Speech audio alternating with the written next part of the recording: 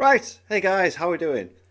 On a new channel today, but this is part of my journey into finding out where JJK stacks within the status of versus. So, Six did like JJK videos, Naruto versus JJK, etc. And now we've got a video from No Operator, which I think is going to be an interesting one. So, it seems very apparent to me that the Naruto verse beats the JJK verse, but when you say Naruto beats Gojo, fine. But how far up the ladder does Gojo go within Naruto verse? So when you look at the Akatsuki, there's rankings within the Akatsuki. We know the weaker characters, we know the stronger ones. So I'm interested to see how far up the rank of the Akatsuki Gojo can go before he is beaten. So personally, I don't feel like he's taking Itachi. I don't think he's taking pain. But how far up does he go? So we've got a video from No Operator here called Gojo versus every Akatsuki member. So I hope you guys understand what I'm doing here. Like, I get that Gojo doesn't beat the Akatsuki, but there has to be a certain point that he gets there. So yeah, and Gojo being like one of the strongest characters within JJK, I think it makes sense for him to go up against one of the strongest groups within Naruto. So yeah, let's. And I've not watched anything of this. I don't understand how No Operator operates. I don't know what kind of analysis he does. I just thought we'd go into something that you guys recommended. The Akatsuki, a criminal organization lying beyond the usual means of shinobi villages, existing as a separate entity of high-quality shinobi that can be hired to usurp the status quo of ninja warfare.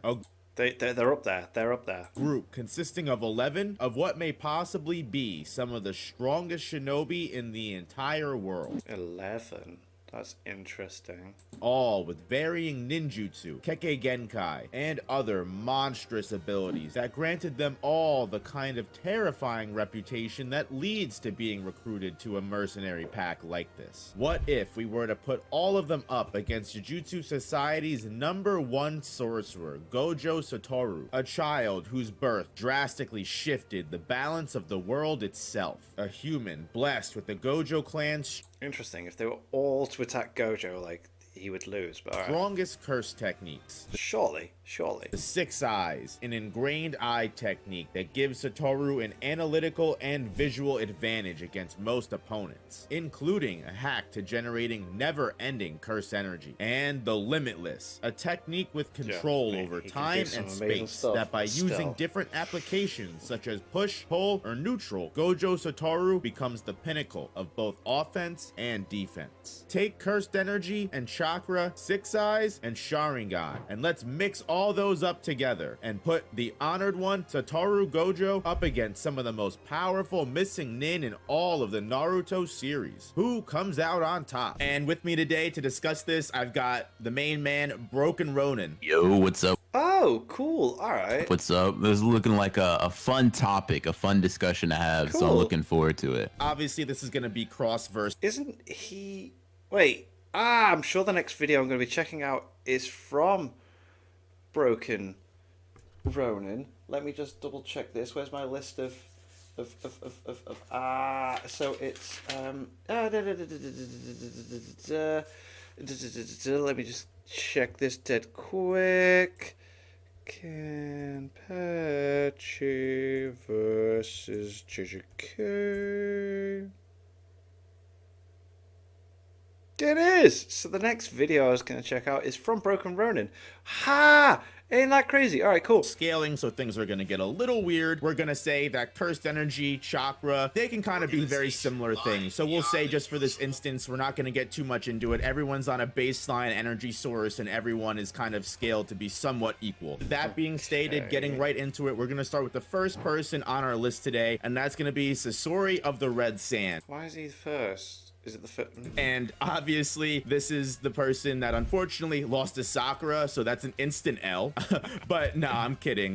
Ronan, what are your thoughts on Sasori, and how do you think he fares going up against the Honored One? So Sasori is kind of an interesting case, or at least like an interesting Akatsuki member to start off with, because I do think he's not that he's the weakest Akatsuki member. I do think that there are characters really that are not. weaker than him or that would lose to him. But in terms of matching up with Gojo, he is just one of the worst because his hacks or like his abilities, his ninjutsu and stuff like that don't really mean much. Like, yeah, he can have 100 puppets, and that would probably Yeah, but okay. overwhelm a lot of Shinobi and Naruto, and not just probably, like, be able to take down Kage with that jutsu, right? So it's very obviously powerful within the context of Naruto, but Yeah, which within Naruto is a stronger verse than JJK. But something okay. that you're going to hear us bring up quite a bit often is, does it get past the limitless though? And in this instance, a very just blunt, Probably blatant not, to physical be attack fair, like yeah. this just isn't. You No, a puppet. Yeah, okay. would maybe be able to argue that, like, okay, But then speed feats as well, but okay. hey, well, Gojo said that poison is kind of his weakness, right? Or rather, like, in hidden inventory, like when he's still a teenager and hasn't even developed a domain expansion, poison is something that he doesn't really know how to use. But I'm pretty sure his poison is only used on, like, the tips of his blade. If he does use it in a gaseous form, maybe I need to be corrected on that. But if he does, that'd probably be his best bet. He'd probably have to just release right some there, gas there. poison into the air and hope that he can get past the limitless. happening Considering there? the fact that the Gojo that said that wasn't even experienced enough to use a domain expansion, it's very likely that Sasori doesn't have anything in his toolkit, even poison, that's lethal enough or just hacks enough to get past the infinity. Right, and I completely agree with you, and I'm glad you said it, because there truly was an elephant in the room that we're gonna have to discuss very often in this video, and that is definitely the limitless. And like you Yeah, said, okay. Sasori is definitely not a weak character, despite me joking in the very beginning. Like, the 100 puppets was supposedly able to take on an entire ninja Yeah, nation, right. if I'm not Decent.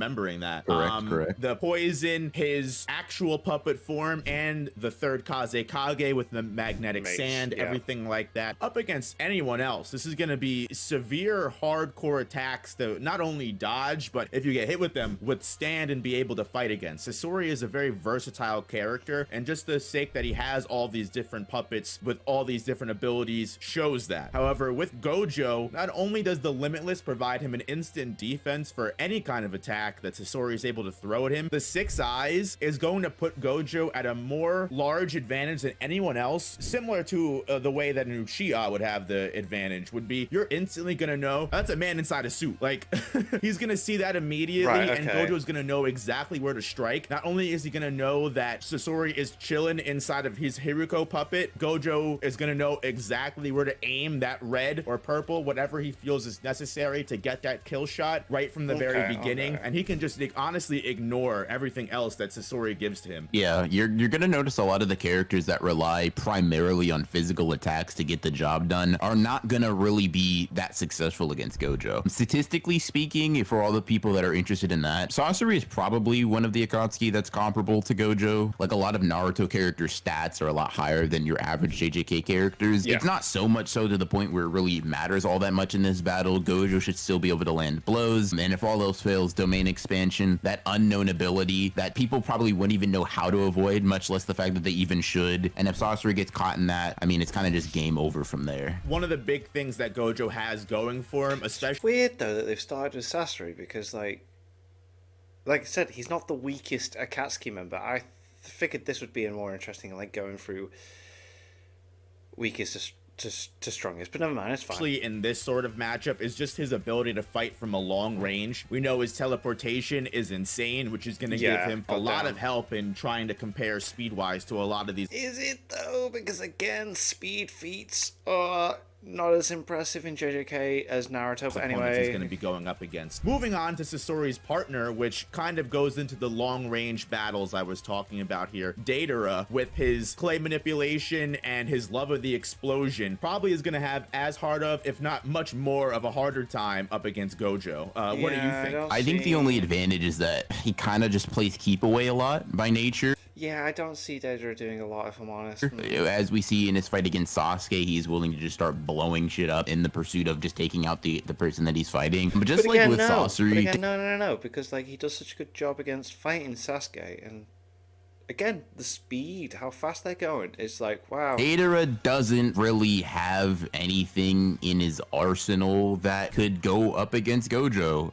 It's just one of those things where we've seen what Gojo looks like versus explosions, versus fire, versus all of the things that Deidara has in his arsenal. And while he could probably create some really big explosions that, if they hit, could seriously damage Gojo, they just wouldn't hit him. You know what I mean? Let's talk about C4, right? Because I can imagine a lot of people typing in the comments that C4 is the microscopic bombs that he sends after Sasuke to blow him up, right? So there's two things. One, Gojo would be able to see them, most likely, in the same way that Sasuke was able to with the Sharingan, right? Yeah, but even if he can see them, can he get away from Right? them? Now, he wouldn't have the lightning style counter to them that Sasuke would, but the microscopic sort of bombs that are able to disintegrate him, this is where wording gets a little tricky, because we know that Gojo's limitless, or his spatial manipulation, works specifically on an atomic level, as said by Miguel in Volume 0, whereas Deidara's bombs, the C4 exactly, are microscopic, and atomic, smaller, microscopic. They'd be really small, but not small enough to bypass Gojo's awareness and the infinity, which is crazy to say, but it's just true based off of the attacks. Like, they're operating in a cellular level, not an atomic one. I'm glad you got into that, because that was going to be the biggest topic that I wanted to discuss with Deidara, because that truly is going to be his biggest way to try and damage Gojo. But like you mentioned, the limitless is just so specific and so accurate. Even bombs on a microscopic level, even if he's not readily available to deal with right away, he's going to have enough time, thanks to the 6 eyes, to try and think of a way to best that, or at least make sure that that doesn't affect him. We've seen a lot, especially in his most recent battle, the way that he's able to adapt to situations and just use his knowledge of sorcery to his most advantage. Not even considering that one of the biggest things that Sasuke had to struggle with is that even in that big last final attack Deidara has, Sasuke just wasn't able to escape in time, whereas Gojo, with his long distance teleportation, is just going to be able to warp right out of there anytime he needs to, and then if Deidara is still not taken care of, he can just warp right back in and, you know, deal with whatever he has to do. Deidara has the moveset that will let him survive probably a decent amount of time, and probably... You see,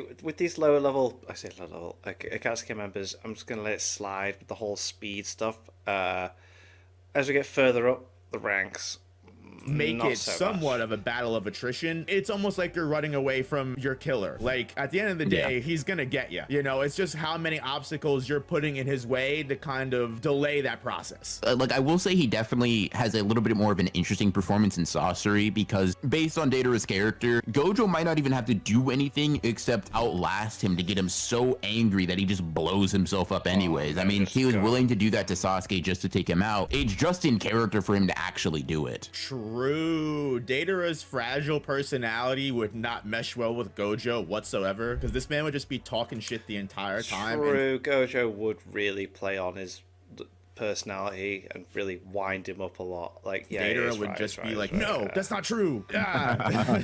Yeah, like, he's like, oh, you're talking about the Sharingan. I don't know what that is, but my eyes are better, right? So if the Sharingan's messing you up, right? He's like, I can only imagine what 6 eyes are gonna do to you. I'm just imagining Deidara somehow survives this, and he's like, now he has a grudge against the Sharingan and the 6 eyes. The next time he shows up, he's got another one of those robotic like scouters, where now he just has 2 different fucking things on his eye. I don't know. Anyway. Yeah.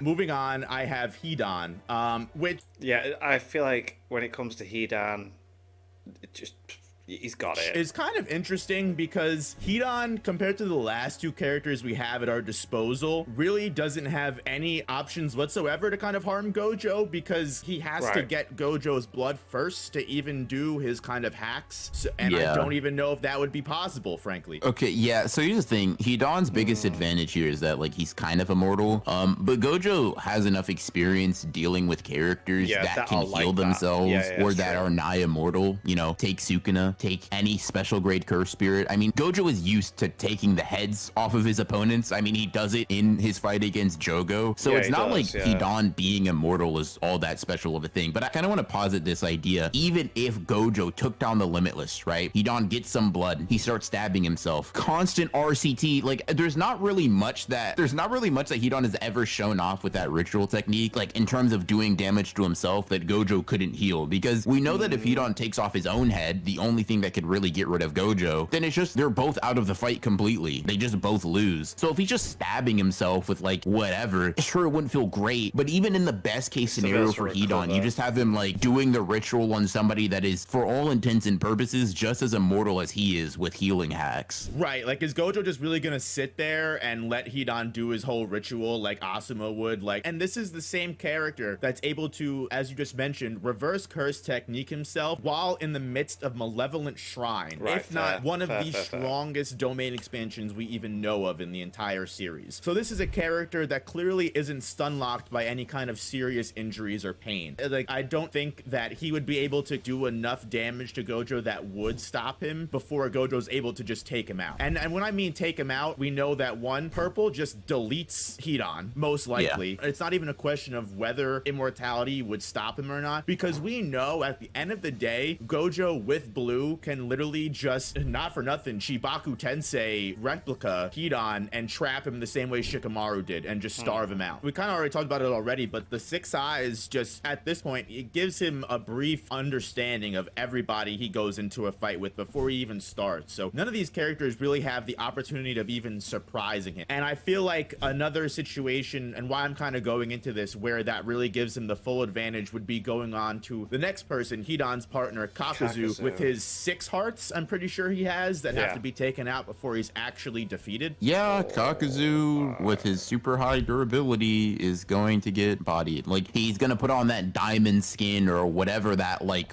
that earth-style jutsu is called, and just get bullied. I mean, even if you think, once again, because Naruto characters do tend to skill higher than JJK characters, right? So let's just give him the benefit of the doubt, say his durability skill's higher. Oh no, domain expansion, cool. It's a hacks, it's bypassing your physical durability. Now I'm just gonna body you. Oh, you have 6 hearts? I can actually see all of them. Thanks. Let me just pull those out for you. You know what I mean? It's really easy. Kaku's abilities low-key suck in this context, like going up against Gojo. He has a baby version of Hidan's immortality with hearts that can spew fire and water and stuff, which, yeah, in Naruto, cool, that works, right? When the characters can be touched, yeah, there's definitely a conversation to be had about Kakuzu being like a pretty competent ninja. But when you have this barrier that stops all physical attacks from hitting you, it's like, what is Kakuzu really gonna do here? Even Kakuzu at his all-out greatest, where he has all of his like elemental creatures all trying to overwhelm Gojo at the same time, and Kakuzu even trying to apply pressure of his own, he's gonna know exactly where he needs to focus all of his attacks on to get the quickest victory possible, while existing in almost unbreakable defense so far, at least. So far. I mean, I am kind of seeing where they're coming from with all this. Itachi and Pain, I think, are the two where if he starts saying stuff, I'm gonna be very like, because again, my understanding from the 6 videos is that like the Naruto verse, the way it's like there's that JJK is just not there in the speed scaling, but the way they're talking about Gojo's abilities, where it's like you can't actually touch him, gotta be out there. It's probably fair with like how strong they are and what they're able to do and what Gojo can do as well if you put them on the same level. But again, I'm an idiot.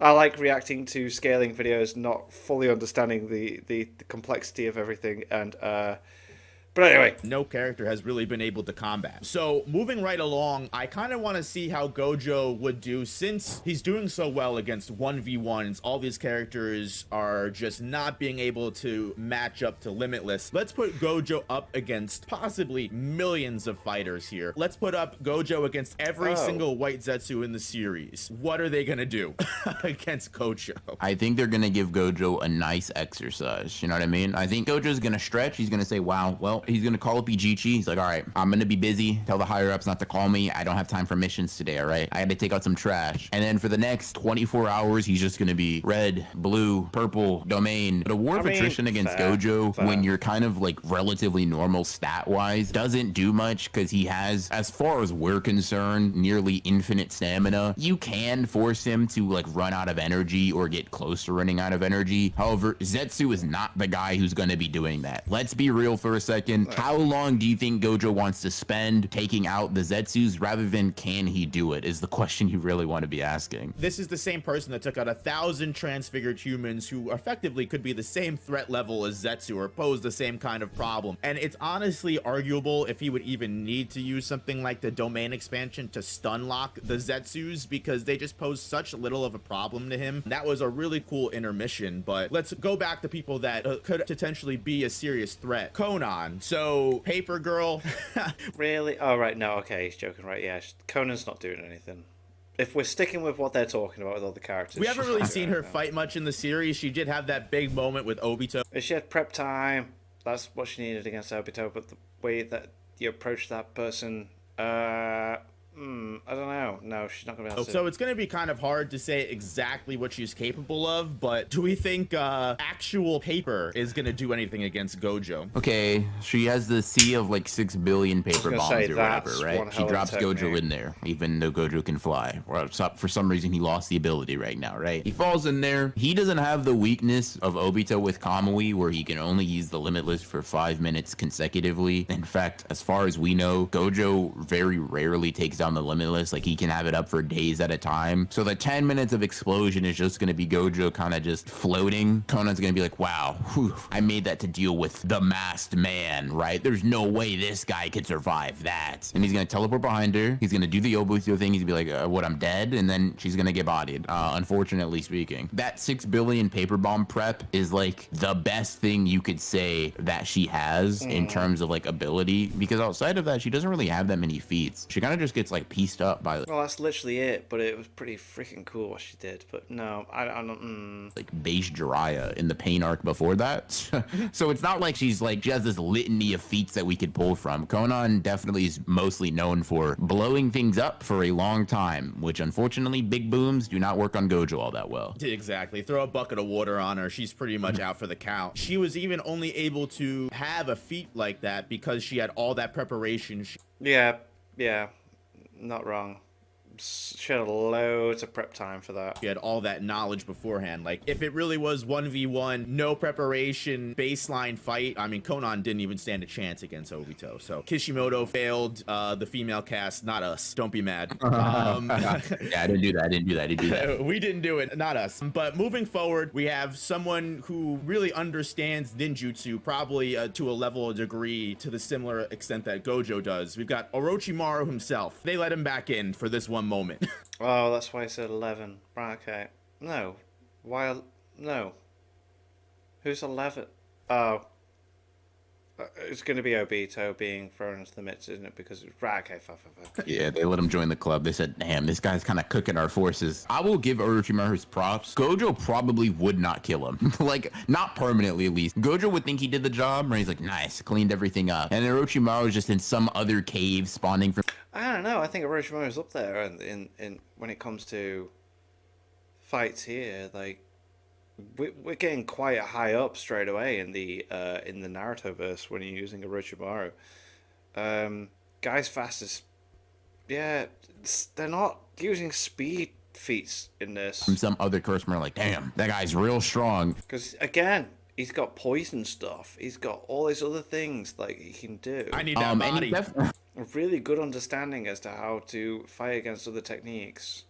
I need that body for real, like, I think when it comes down to actually doing damage to Gojo, it's tough. He doesn't really have all that much in his arsenal that he'd be able to do. I think Orochimaru is probably a good example of somebody that... You've already mentioned that poison is something that Gojo himself said that he wouldn't do against, and Orochimaru does that kind of stuff. You know? Can ward off a lot of Gojo's attacks, right? He can probably, you know, under the right circumstances, not immediately die. Like, he's probably the strongest character up to this point in terms of straight physical feats. He's able to go up against, like, Four Tails Naruto in a half-dead state. Heavy Sasuke has to attack. Which is huge. Like, he goes against Four Tails Naruto. I feel like if you put Gojo against Four Tails Naruto, he's gonna have. I feel. Sorry. I'm probably wrong. Explain in the comments why. I feel like Orochimaru has an easier time against Four Tails Naruto than Gojo does. But okay. While he's 6. Because that fast it freaking moves. Specifically because he knows that he wouldn't have been able to kill him at full power. He obviously has like crazy regenerative abilities. His best bet, right? The best bet of like not getting obliterated is seeing Gojo, realizing something's off, and immediately summoning the Edo Tensei. Like being like, all right, I need the Kage on my side, bro. I don't know what I'm doing here. I need Hashirama. I need Tobirama. I need Minato. I need them all, right? I mean, in the instance that he gets that off, like it's kind of just another one of those things where I don't know if you think any of those characters have the hacks to actually touch Gojo. I mean, Orochimaru on his own, right? Assuming he doesn't summon them or like he just uses his snake jutsu and all that stuff. He's strong and he like, I think Gojo would have to resort to a domain expansion rather than like just do it out of convenience, just because I think like the Rashomon gates would probably be able to block anything like red, considering they're able to block like a four-tailed Biju bomb with not relative ease, but they were definitely able to keep him alive from an attack that otherwise would have just obliterated him. He performs much better than everybody else. Like if everyone was performing at like a 1 out of 10, Orochimaru's up like a 5 out of 10. I'm glad that you brought up the triple Rashomon, because I'm also of the belief that that would definitely provide him with a decent enough defense against red or anything that Gojo is able to really summon up at first, because Orochimaru is just the first character that really is a versatile character, and that goes back to what I said about really truly understanding ninjutsu. He's someone that has done a lot of research and has like Orochimaru's knowledge is frankly seen a lot of shit, so he's going to be the first person that is able to kind of go against Gojo from an analytical sense, be able to concoct counter strategies and find ways to possibly go up against the Six Eyes and the Limitless. Heck, Orochimaru may even be able to understand what the Limitless even is. That would be sick. That would be sick. I think he would as well. But I have a lot of this isn't going the way I thought it was, because in my head, just because of how fast the Naruto verse is compared to JJK, I think this is too high to even start speculating. No, he's like he'd have to justify it as like some sort of barrier jutsu, because that's the only thing he's had context of. But like I could see him getting pretty accurate in sort of like what exactly he's dealing with. No matter what kind of damage Gojo is able to do to him, Orochimaru will probably find a way to somehow survive and live to tell the tale another day, because he's just that kind of character where he can revive himself by leaving bodies in other snakes, or he can shed his skin from taking You could poison Gojo. damage from other attacks. Like, he just has so many opportunities, and he's the kind of character where he's You could speed blitz him with a fucking poison thing. already going to be plotting his escape from the very beginning. As soon as he gets the thought in his head that, yeah, I'm probably not going to walk away from this one. I'm getting Itachi flashbacks here. Yeah. If Gojo catches him in domain expansion, that's kind of a one and done end. If he's fast enough to do it. Orochimaru cannot have any kind of... I feel like this is the point now. This is the point. No one after Orochimaru here. Who haven't we mentioned? I mean, we'll get to it, but I just don't think Gojo's got it. I think Orochimaru beats Gojo, sorry. counter strategy to literally getting stun locked in Unlimited Void. There's no way... If he can freaking do it. Orochimaru is not one to mess about with someone that like has all these mad techniques. He's going to be able to stop that. The only reason he messed around with Itachi was because he wanted his eyes. At that point, it's kind of even arguable if he'll be able to come in back from that and survive it, but that's a discussion for another day. We've got Kisame, the Shark Boy, coming. He's got him. I feel like Kisame's got him as well. Kisame is probably one of my more favorite characters in the Akatsuki. Kisame is... It's like the tailless tail beast, man. And, very strong, and he's just been through so many different experiences that make him a very capable ninja. I mean, he's one of the only people that was able to effectively go up against Might Guy and make it a very epic fight. Right, so then, Might Guy versus Gojo.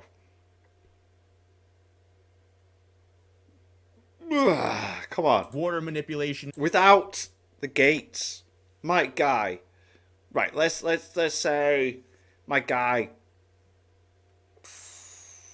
fourth gate is beating Gojo. Is really strong, and his ability to summon sharks wherever he wants. Look, I love Gojo. I think Gojo's amazing. I love JJK, but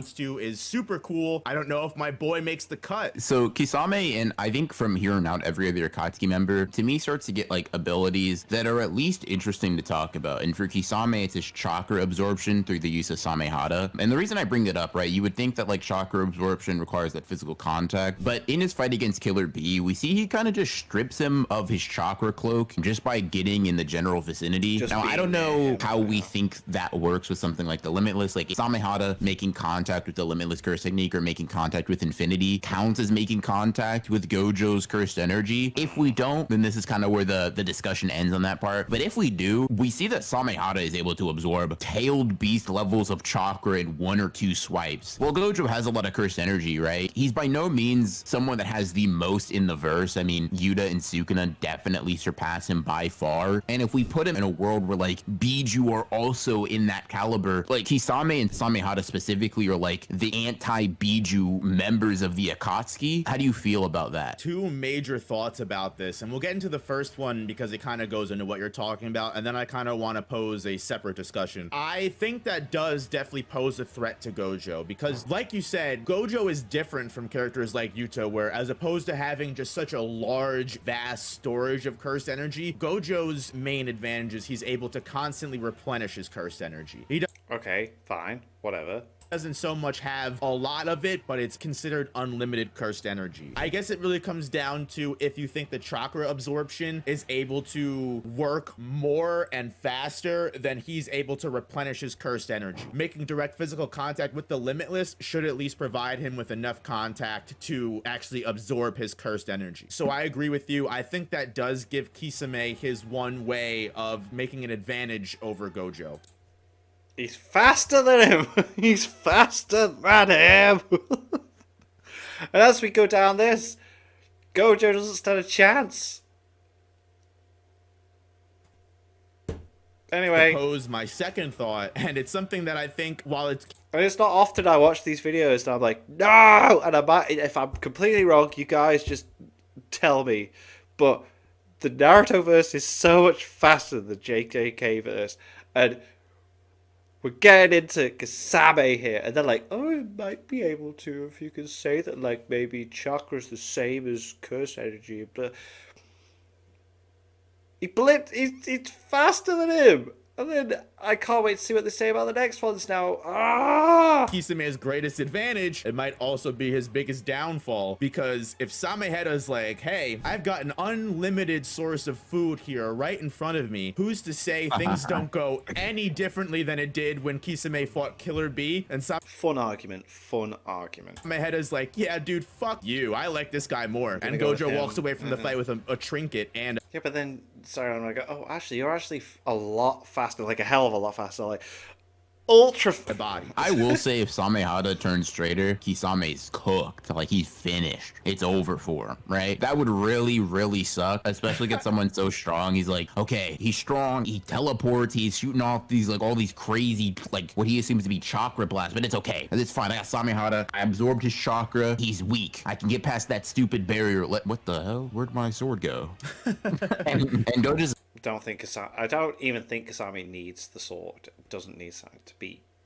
I don't think he needs the sword. building is like, okay, sick. I kind of like this, actually. Thanks. Appreciate you lending me this. Kisame, unlike all the characters before this, actually seems to have a way to potentially bring him down a notch. However, as we kind of discussed, it really comes down to whether you think Gojo's specific curse energy situation is enough to make Samehada turn traitor. I think the thing is Gojo would probably have to be like, okay, all right, don't Orochimaru could be Gojo. the moment he realizes that chakra can be absorbed like that, shooting off ranged attacks might not be the smartest thing for him to do. So he'd probably just open his domain, even if Like I said, I don't see Gojo fighting for Tails Naruto. Samehada is like, And then Orochimaru does a really good job about that. And then you scale these guys to able to somehow absorb the chakra, Kisame won't be able to, and then he can just, you know, do what he did to Sukuna, and in the midst of being confused, just punch a hole in his chest or something. And that's not even to consider that, again, with the 6 eyes, Gojo is going to be aware of Sameheda's chakra absorption ability from the start, so it won't come as a surprise. So Gojo will probably be plotting a way to kind of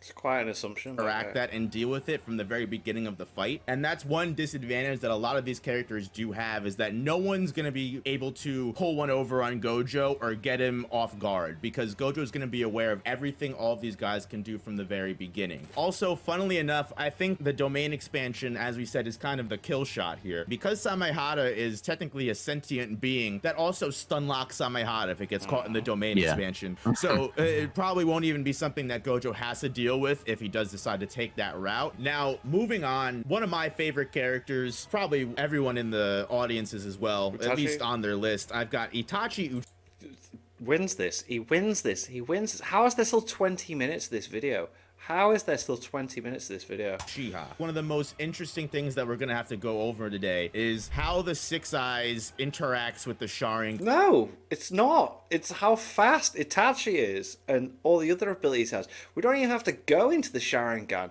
He's got the Toska Blade. He's... Oh, God. And how he feels. I mean, alright, fine. Amaterasu and all that is linked to the Sharingan, I suppose. Like, Fine, probably fine. two of the most popular eye techniques in all of anime are able to deal with each other and how they counteract. My knee-jerk reaction is that Gojo is about to go on a trip. Bro is about to, he's about to see the crows. He's about to see the red and black dimension. Gojo's eyes are very competent. They're very high level. It allows him to see cursed energy in a way that like normal eyes in JJK aren't able to. Right. It enhances his ability to perceive time and things of that nature. And generally speaking, it refines his ability to manipulate and control cursed energy. The one thing we don't know that it has is like a resistance to visual or stimulus manipulation. True, because it's not something that exists within JJK. Is You know what I it? mean? Like in the same way that like Sharingan have resistance to other Sharingan genjutsu, the 6 eyes, just due to the nature of it not really going up against characters that use illusory techniques, doesn't really have those feats. It's not to say that it can't have that. Every time Gojo has fought someone, there hasn't been an example of him needing to have a resistance to illusion-based abilities, whereas Itachi not only has illusions, right? He has illusions and genjutsu that are probably the best in the entire series. Ones that are able to make experienced genjutsu users and people that are able to resist it, like Kakashi and Sasuke with the Sharingan, like high-level Sharingan users, even they almost immediately fold when Itachi stares them directly in the face. I mean, Doesn't even have to make eye contact, though.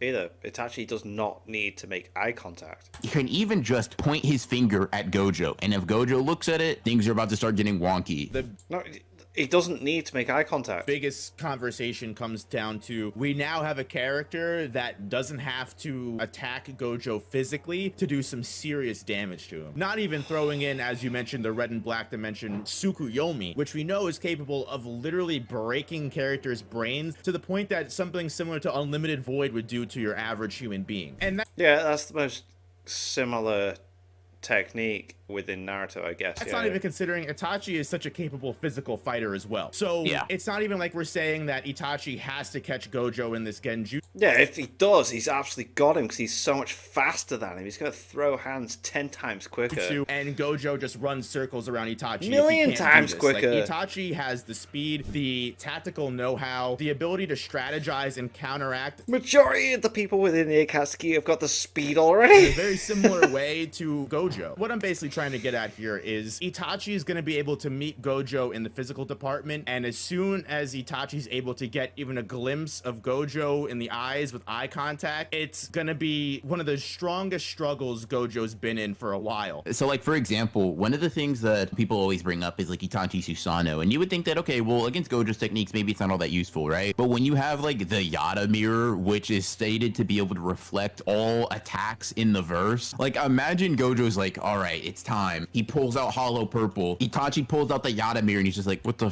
sorry, this is the delete button. This is the delete everything in the verse button. Itachi's like, well, this is the block everything in the verse button. Like, it's not that Itachi is just a genjutsu merchant, right? Genjutsu is just a thing that allows him to specifically get past the limitless. Now, one thing I want to address, because I feel like if we don't, you're gonna get comments about it, is like the way specifically genjutsu works is by like inserting chakra into the person that you're attacking and then manipulating it, right? And a lot of people are gonna think that like the chakra insertion itself would be blocked by the limitless, but that's not how all genjutsu work. Some just work by manipulating the chakra, or in this case, like the cursed energy, however you want to equate it, in the actual person themselves, like that's already pre-existing, and then going from there. If you figure the Yata mirror does a really good job of possibly defending against anything Gojo has, I mean, you figure his Susanoo also has the Totsuka blade as well, which is basically, I don't know how you feel like that goes up against the limitless, but considering its special properties, I wouldn't even be... Yeah, see, I didn't want to bring it up because it's controversial, right? Like, I was like, the Totsuka blade, like, because the way it's described is it's like, it's this ethereal weapon, right? It's like spiritual weapon. You and me looking at the same wiki page right now. Yes, sir. Surely, if it's a spiritual kind of weapon, then it works exactly the same as kind of like techniques within JJK work, where the curses are like, and everything, you know, it's... Plus, he's faster than... Oh, this is so... I'm sorry. This video has made me very, very, like, frustrated. Just calls it like a spirit weapon, basically, right? You would think... And don't come at me being like, you scale it yourself. I don't, but I understand where verses stand within each other. And as soon as it's established, and then you've got two people saying, oh, not too sure, and they're not addressing speed feats whatsoever. Not a single speed feat has been addressed within this whole video. And I think there's a reason why. It's like they've got it in their head that like Gojo has to be like really high up within this, but no. I think this narrative. Okay, yeah, curse energy, chakra, all of those are like that. But to me, the fact that Orochimaru is specifically designating this chakra concept, or construct rather, as something different from the norm, and the fact that it like seals souls, I feel like the implication is that it lies somewhere beyond basic chakra and curse energy. I'm not gonna say definitively, right? I'm gonna leave a maybe there, but it's very, very possible that he just like sticks the Totsuka blade, it just bypasses the limitless, and Gojo he's just in a jar for the rest of his life. You know what I mean? Aside from that, though, I do think Genjutsu is probably the thing that people are all expecting Itachi to use to win, because that's the most thing he uses in character. And I would typically agree, but I do think that the Yata Mirror Totsuka Blade Susanoo combination, alongside just being a strong fighter otherwise, would be enough for Itachi to be the first Akatsuki member that I can confidently say, like, probably just beats Gojo in an outright confrontation. Even if you want to discount everything that we've gone, Itachi definitely beats Gojo. It's a definite win. Definite win. Over so far in this video regarding Itachi how is there versus still Gojo. 13 Itachi minutes faced with a life or death situation, and really it just doesn't work. We can't forget about, without going too much into it, Izanagi and Izanami. Like, at the end of the day, Amaterasu if Itachi's before really this. that pressed, he can just call it right then and there in exchange for one eye. And if that's the case, and Gojo, like, the Six Eyes are very they're able to read things. They're not even recognizing the Amaterasu. Like, it just constantly burns. Like, it's just, even if Gojo thinks it can just, it's still gonna constantly be there. Very well. But as far as I'm concerned, Izanami only activates after, like, the conditions are met. And by that point, it'd be too late. The general idea is Sharingan hacks for the win. Itachi is just a god. Yeah. And not just his own verse, and literally probably almost every other verse we want to put him in. But I won't die on that hill. I'm not going to start the discussion. I'm not going to push that agenda. Moving on to someone that I think we could also have a very interesting discussion about is going to be Nagato or Pain. And they win. They win. They win. Just for fun, we can kind of talk about the six paths and then Nagato on his own. They win. I'm just curious they both to see win. If you think that would make a difference. Jesus but... Christ. Yeah, so for Pain and Nagato, I think that this is another character that's interesting to talk about, if only because they're like a myriad of hacks probably would be enough to keep Gojo, even with the Six Eyes on his toes. You have all six paths of pain, right, in different bodies. Like, when they're separated from Nagato, right, they definitely suffer in the stats department. Like, they're not as physically capable, like fast, strong, durable as he is. However, they do have the advantage of being able to have that like long or like large scale shared vision, combined with the fact that they're able to just kind of work with each other very well. And one of the abilities that Kisame had, that one of the paths of pain have that would be useful, is chakra absorption. If Gojo starts throwing out red or like purple, and you just have one to remove his soul. They can take his soul out. They can. One of the paths of pain jump in the way, absorb that, and then just dip out. It's like, it's at least a way to counteract immediate death upon getting attacked by some of these larger scale attacks, for sure. The ones that shoots out missiles, okay, maybe you're not going to be that useful, but I definitely think there are other paths like that could be useful in this specific context. 110%. We have the Preda path that would allow energy absorption, which presents immediately Gojo with the same problem he would have against Kisame. But one thing I wanted to go into is the fact that Gojo is going to be going up against someone specifically with the Deva path that's going to be able to meet him in the push and pull department. Now you're up against someone who is going to be able to basically null and void Gojo's red and blue with their own push and pull, which basically means that you're it could strictly be just hands. You're basically eliminating Gojo's possibility of making it a long range fight. If he's we're really fast. Whether you want to say Nagato, maybe in a 1v1, that's not really too big of a deal. But if we're talking 6 paths of pain, we've got now one body that's going to be absorbing Gojo's energy. We've got another body that's going to be able to meet him on the push and pull aspect of the Limitless. We also have another character that, if you feel like it's possible that soul powers are able to mess with the Limitless, we have the human path, who's able to literally just pull Gojo's soul out of his body if he actually makes contact. The Asura path with its weapons and explosions, we've already discussed plenty of times in this video how that doesn't make a difference to Gojo. But when you consider in the grand scheme of things, you have 6 motherfuckers coming at him, 2 to 3 of them all having decent opportunities. All 6 of them faster than how he is. It does start to become obvious that the Asura path, while not doing any critical damage, can definitely shake Gojo up enough when it comes down to Gojo is just relying on, as we talked about, physical abilities at this point. And there is an interesting discussion to be had about like, okay, well, let's say red, blue, purple aren't working, right? They're getting absorbed, they're getting pushed and pulled by the Diva path. Okay, cool. Well, he always has a trump card, he always has a domain expansion, right? When we're talking about the 6 paths of pain specifically, I'm very curious because of the nature of them being like piloted corpses. Do you think they get around that? Like, do you think that the bodies would be able to just move in infinite void because they're like, yeah, they're being piloted, but like they're not being piloted by things that's brain, like they're obviously being puppeted from miles and miles away? Or do you think that like it would just reverb the effect of like all that? Well, if you think about how the genjutsu works within Naruto, Jiraiya does the sound genjutsu against, was it two, maybe three. Then the others still are not affected, so maybe use that as information would just reverb into Nagato's brain instead. I guess it comes down to how specifically you feel like those black receivers actually connect to Nagato in the grand scheme of things, because basically all it is, it's a channel for Nagato to spread his chakra throughout. So it should, if we consider it kind of being similar to Curse Energy, give Gojo a direct... Come on, surely use the example of when Jiraiya fought them, use the sound genjutsu, and it didn't affect all of them. That's the simple explanation here. Aspect to Nagato at the end of the day, whatever he does, or if he's able to send that signal from the black receivers to Nagato, I feel like it could pose a threat. We know that people that were hit by the domain expansion for even 0.2 seconds were stunned to the point that they were hospitalized for over a month. Now, I would say that... Yeah, but... Oh, come on!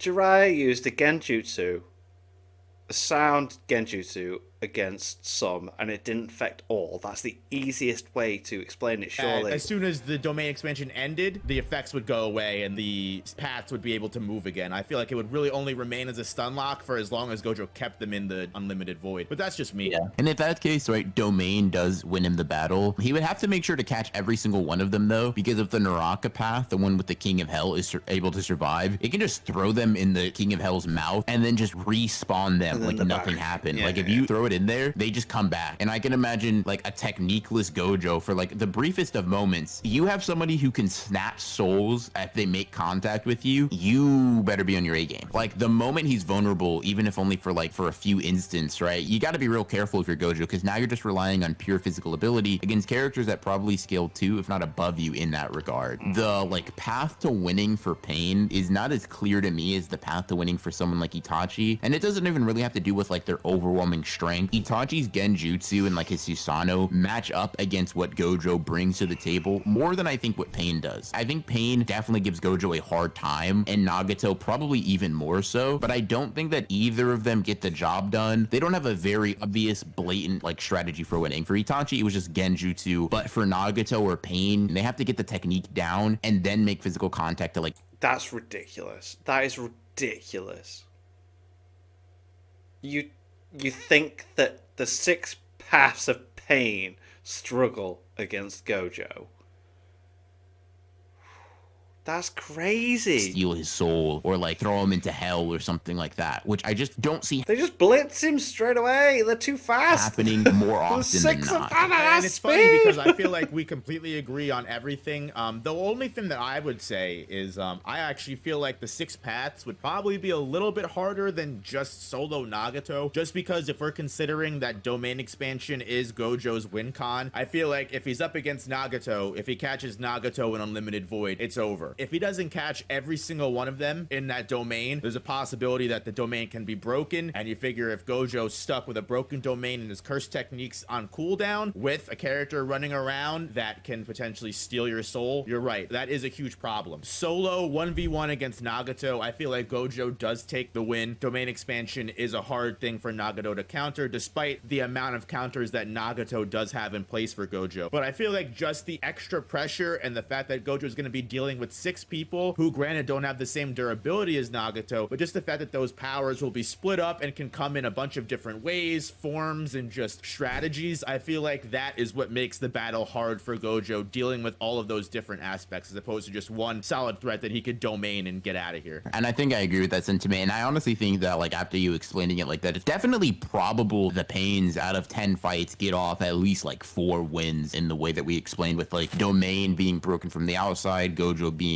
relatively defenseless, at least compared to what he is with the Limitless. All the paths of Pain would be able to hurt him at that point, and you'd probably send like the Naraka path to like steal his soul and send him to hell or anything like that. So there are definitely win cons there. I think Gojo still probably has more of the advantage than not. Like alongside Itachi, I think these are the only characters that can defeat Gojo as he is right now. Moving on from that, we have the very last person. It's a win. It's a win. There's no argument with this one. Come on, please stop winding me up. On this list here for the Akatsuki, and that's going to be Obito Uchiha, another person with the Sharingan, where although frankly may not have the same kind of access to crazy genjutsu as Oh, don't you even? What? Itachi, the Sharingan does still present Gojo with that same kind of illusionary tactic that Kamui's one of the most OP techniques within Naruto. Don't even! Would, as well as a kind of completely different space manipulation compared to Gojo's push and pull. So I'm curious to how you think that they would kind of interact with each other. This is the most annoying battle in the universe to watch, because you just have 2 people who are intangible in completely different ways. Obviously, Obito with Kamui has a little bit more of like a blatant weakness in the sense that he can't attack and defend himself with it at the same time, and he also has a 5-minute consecutive time limit. Granted, he can just literally turn it off for a second and turn it back on and reset that time limit, so it's not that much of a weakness. And we're getting to the point in terms of like Naruto characters where they, in terms of speed, just really do scale higher than Gojo's. Like the weaknesses of Kamui, we're only mentioning speed now. This is so mad. That can be exploited by the likes of like Minato by blitzing him, aren't something that Gojo can access, right? Gojo's going to be finally going up against a person that is just as annoying to try to hurt as he is to the rest of the verse. And I'm not gonna lie to you guys, I'm gonna be really honest. The only way I can see this fight concluding is Gojo like makes contact with Obito, right? Intentionally so, in the sense that he's attacking him and Obito lets that happen, specifically so that Obito can use like that actual contact, send him to the Kamui dimension, and then just immediately leave. And that's a little convoluted of a way to get him there to like actually remove him from the battlefield. I mean, red, blue, purple, physical attacks, none of those are really working on Obito. And, you know, fire style jutsu, all of his physical abilities. In order for Kamui to work, he has to typically make contact with him. It's not like he has Kakashi's long range sniping ability. So the only way, like, I mean, I guess you could argue domain expansion, like that'd probably still work on Obito if you think him being in the Kamui dimension but like seeable in our reality means he can be hit by that. but it's possible, is Obito's activation of Kamui fast enough to take advantage of like the small moments of physical contact that Gojo makes when he's like, you know, doing hand-to-hand or close quarters fighting. The one thing that I love to hear you say was that Obito would take advantage of the intangibility of the Kamui to possibly get contact on Gojo. I think that would be, because that was the first thing I thought of, is technically speaking, he could wait for Gojo to try and make a move. Obito goes intangible, and then at the last second, shouldn't he bypass the limitless if he's just directly making contact with Gojo's body at that point? Yeah, you could definitely make an argument for something like that. Or in the worst case scenario, it can be one of those things where we've seen him get punched in the war before and things of that nature. Imagine Gojo uses one of his like bloom enhanced punches and he's like dragging him across the battlefield. He does the same thing with Minato, or at least attempts to do the same thing with Minato. Takes advantage of Minato's attack, uses that physical contact, and then tries to just BFR him, just like teleport him to Kamui. But at this level, it's just kind of like, do they just not hurt each other? Do they just come to an agreement like, all right, bro, listen, I'm intangible, you're intangible, albeit for a completely different reason. It's been 5 days. Let's call it quits. I'm kind of tired, right? And the stamina thing, I mean, maybe you could say Gojo has more stamina, but Obito was fighting a war for like an entire day straight of like controlling Biju, actually fighting Naruto, Kakashi, Guy, and like many other characters continuously for an entire day. So at the bare minimum, they're fighting for 24 hours before any of them even decides to give up or get tired. Man, is the beef really that strong? Like, do they really need to keep, like, at that point, just call it quits? Like, what are we doing here fighting for an entire day straight? But no, like, on a serious note, I do think it's just a matter of Obito's better reaction times probably allow him to take advantage of the minimal contact time that exists when Gojo's actually hitting somebody, and when, like, he's obviously not applying the limitless in the same effect of, oh, we're not touching each other. Sharingan should help too with that. It definitely should. It's a bit of a long shot, right? For sure. It's just one of those things where neither character really has a way to hurt the other. So many other techniques. I mean, all physical attacks are... I mean, Obito's got the... You're showing him with the Rinnegan as well. He's got all those other things going on just as well. Not even really worth talking about in either regard. Do you think that Jinchuriki Obito makes any difference or adds anything? Right, because regardless, you've already shown him with the Rinnegan before this version that would actually give him the win. It's an interesting thing because he gets the benefit of just being like way stronger than Gojo in terms of like stats now, but he also loses out on Kamui. Like he can't use Kamui while being in a Kamui's jerky. gone now, but again, I don't think he needs it because he's so goddamn fast. This video's annoyed me. This video's really annoyed me, and I'm worried that the next video's just going to annoy me when it comes to the... Maybe not. We'll wait. And that kind of sucks for him a little bit. So it's not like one true seeking orb hitting Gojo in even a relatively lethal spot. Like the fight's over. It's just a matter of actually like accomplishing that, I think. Which he would, because he's so fucking fast. Oh! Gojo is definitely able to work his way through most of them. Although when it comes down to the characters who just have dojutsu and the eye abilities, the 6 eyes unfortunately does not hold up as well as it does in Jujutsu Kaisen as it does in Naruto, and that's clear because it's just outclassed in the realm of optic abilities. But Gojo did a good job, you know what I mean? I think he only gets outdone by characters like you said with like supremely high level hacks. I'm praying for you in the comment section though. I know it doesn't matter, like JJK fans and Naruto fans, they're gonna bully us, but you know. Hey, that's what we do it for, right? But either way, no, thank you so much. If you guys enjoy discussions like this, please feel free to check out the I really videos need to pee, but I really want to finish this. Go on Broken Ronin's channel because we got plenty more collabs like this on his, and we've got some more on mine. So please feel free to check those out, guys. Leave a like on the video and subscribe if you haven't already to both me and Ronin, and I'll catch you guys in the next one. Peace. Right, so that was mad. That video wound me up because it isn't that high. It is not that high. The Naruto verse is so much faster than the JJK verse. It does not. Like, I get low level Akatsuki, yeah, but we'll still check out the Broken Ronin Bleach. Oh no, wait, is that the next one? Have I missed one? No, we still got one more. That's cool in between. But anyway, thank you to my patrons. If you want to have your name at the end of every video and want to watch patron only reaction videos, links in the description. $1 a month, I suppose. I was greatly appreciated. Thank you for that. Thank you all for watching. God, I need to pee so bad. I had so much more to say. But anyway, What do you guys think of that? What do you guys think of this? Click like, subscribe, leave comments down below. Let me know what I should watch, discuss in future videos. See you guys next time.